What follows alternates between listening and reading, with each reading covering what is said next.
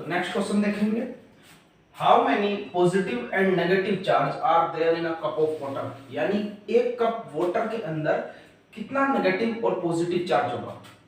तो एक बात तो सीधी है कि जितना उसके अंदर पॉजिटिव चार्ज होगा उतना ही उसके अंदर नेगेटिव चार्ज होगा, यानी कि इलेक्ट्रिकली वो न्यूट्रल होगा बिल्कुल, जिस वजह से हम जब उसको हमें कोई दिक्कत ना हो जब हम वाटर को पिएंगे, है ना।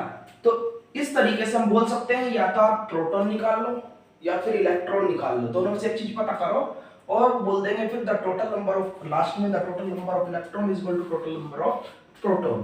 तो उससे हमें पता लग जाएगा कि कितना टोटल चार्ज होगा।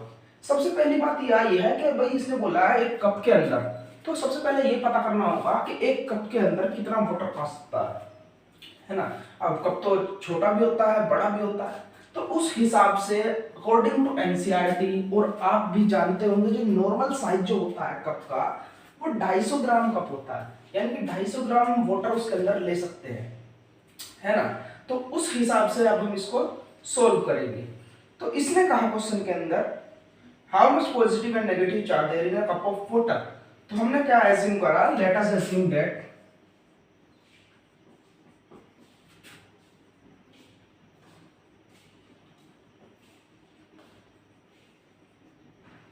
that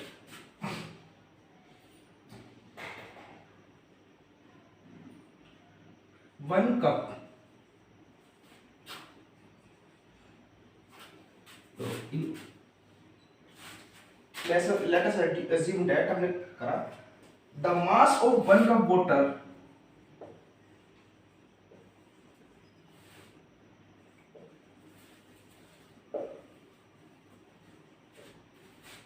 the mass of 1 cup water is 250 ग्राम। लो हमने करा 250 ग्राम। अब हम इसके बाद पहले ये निकाल लेते हैं कि भाई इसमें थोड़ा सा मोल कॉन्सेप्ट यूज होगा, तो चलो इसके बाद हम निकालते हैं सबसे पहले। लो मोलर मास, सब चीज पता लग जाएगी क्यों यूज कर रहे हैं, ऑफ वाटर। H2O का मोलर मास क्या होगा भाई, हाइड्रोजन का मास 1, 2 एटम है तो 2 हो गया, ऑक्सीजन का मास कितना 16, तो इससे हमें पता लगा 18 ग्राम वाटर, यानी कि ये एक मोल तो है, पूरा मॉलिक्यूल यानी कि एक मोल है ना। तो मॉलिक्यूल ऑफ वाटर, एक मॉलिक्यूल के अंदर कितने ग्राम वाटर है, 18 ग्राम एक मॉलिक्यूल के अंदर वाटर के। तो इससे पहले अब हम ये पता कर लेते हैं कि 250 ग्राम कप के अंदर कितने मॉलिक्यूल होंगे, है ना। तो एवोगैड्रो जो थे उन्होंने एक नंबर दिया था, एवोगैड्रो नंबर। तो उन्होंने कहा था किसी भी मॉलिक्यूल का 1 मोल जो होगा, किसी भी मॉलिक्यूल जैसे वाटर का ले H2O का 1 मोल, तो वो होगा एवोगैड्रो नंबर के इक्वल। तो number of molecule present in a cup of water, है ना, number of molecule present in a, एक मोल के अंदर नंबर of molecule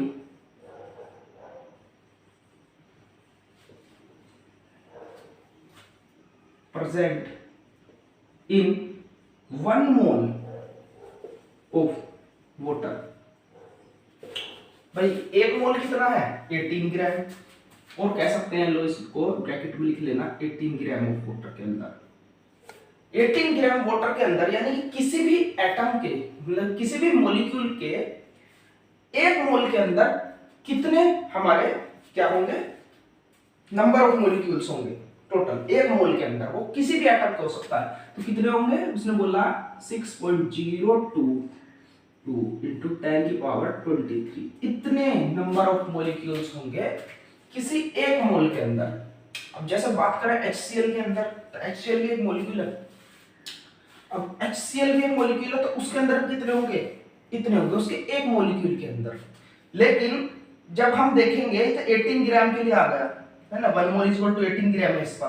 तो अलग अलग के लिए अलग अलग लिखेगा मोलर मास, तो सबके लिए ग्राम अलग आएगा। जैसे HCl H प्लस के Cl, तो आप निकाल सकते हो Cl का मास 35.5 और उसका 1 होगा तो 36.5, है ना। तो ये तो 18 ग्राम है, वो 36.5 हो जाएगा। तो उस हिसाब से अलग होगा, लेकिन उसके 1 मॉलिक्यूल के अंदर इतने मॉलिक्यूल ही होंगे, सभी के 1 मोल के अंदर इतने मॉलिक्यूल होते हैं, ये बात हमें अवगत करनी थी। यानी कि वाटर के 1 मोल के अंदर कितने मॉलिक्यूल होंगे, इतने मॉलिक्यूल होंगे।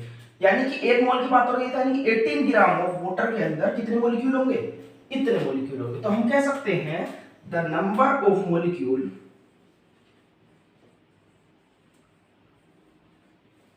प्रेजेंट इन, कितने के अंदर, 18 ग्राम के अंदर ले रहे थे पहले हम ब्रैकेट में 1 मोल यानी 18 ग्राम, अब कहेंगे 1 ग्राम ऑफ वाटर, 1 ग्राम के अंदर कितने होंगे भाई, 18 के अंदर इतने हैं तो इसको इससे डिवाइड करते हैं तो 1 के लिए आ जाएंगे,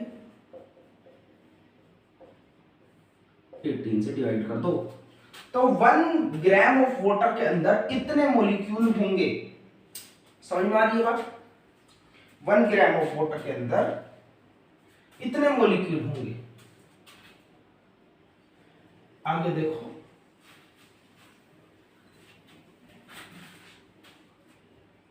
अब 1 ग्राम वाटर के अंदर मॉलिक्यूल तो हमारे को पता लग गया कि भाई इतने मॉलिक्यूल होंगे।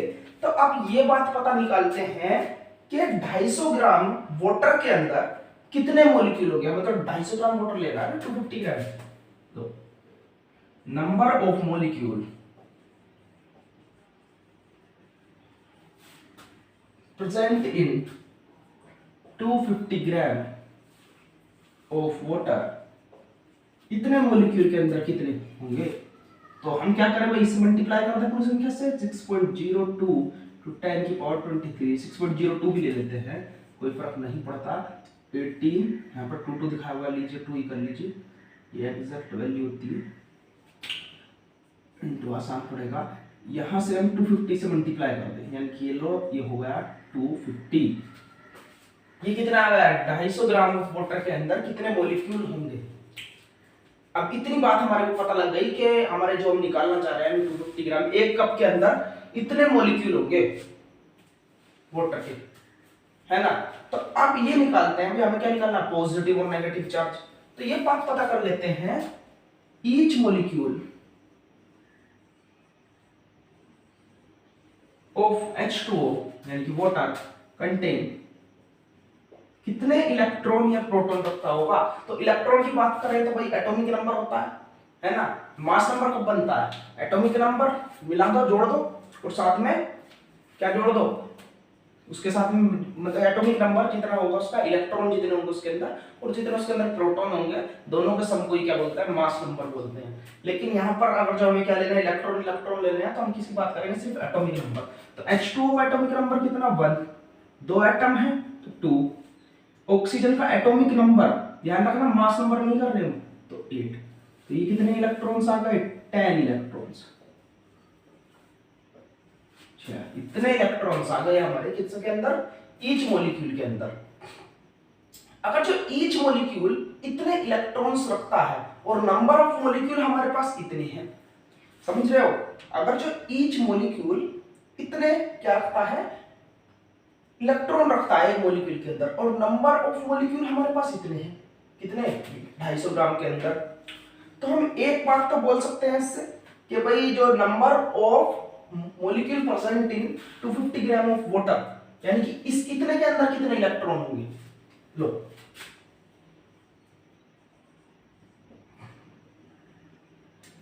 ढाई सौ gram of water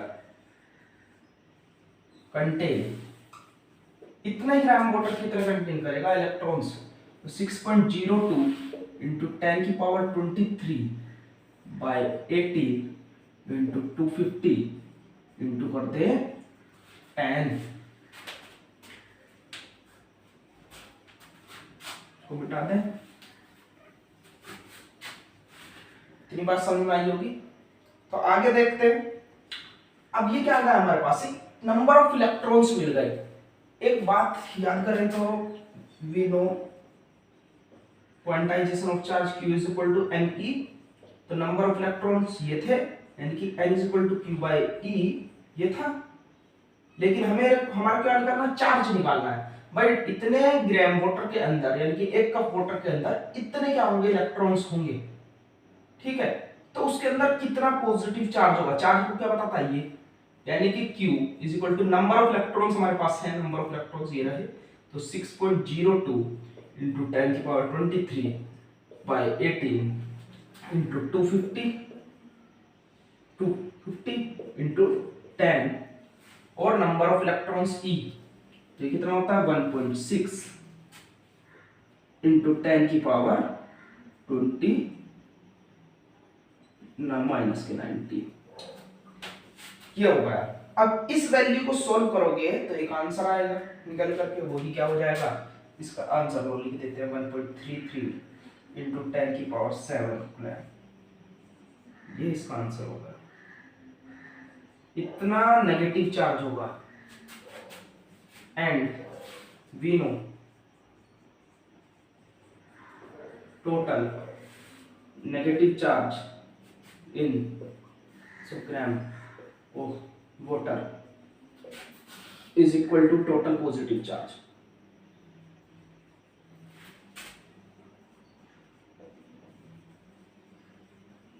in 250 gram of water.